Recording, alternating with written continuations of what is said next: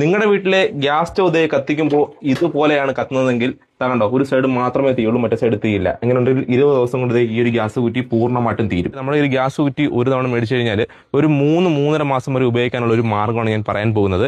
Burner കേട്ടോ, എല്ലാ ഗ്യാസിനും കാണും, എല്ലാ ഗ്യാസ് സ്റ്റൗവിനും കാണും ഈ പറയുന്ന ബർണർ എന്ന് പറയുന്ന സാധനം.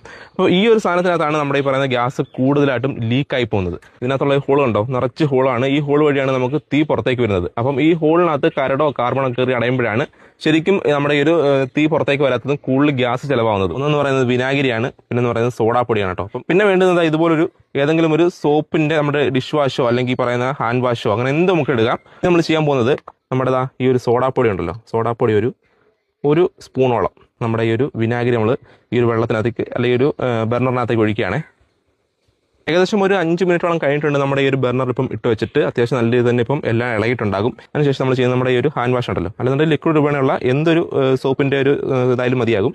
ഇപ്പം കുറച്ചെടുത്തിട്ടുണ്ട്. അതിനുശേഷം നമുക്ക് ഉപയോഗശൂന്യമായ ഒരു ബ്രഷ് എടുക്കാം. ബ്രഷ് എടുത്തിട്ട് നല്ലപോലെ നമ്മുടെ ഈ ബർണർ തേച്ചങ്ങ് കഴുകുക കേട്ടോ. അകത്തായിരിക്കും കൂടുതലും കരിയും കാർബണും ഉണ്ടാവുക.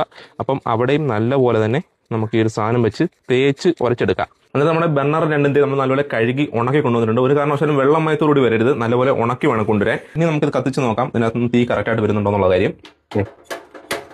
നമ്മൾ കത്തിച്ചപ്പോൾ തന്നെ കൃത്യമായിട്ട് തീ മുകളിലേക്ക് വന്നൊക്കെ കാണാൻ പറ്റുന്നുണ്ടാവും.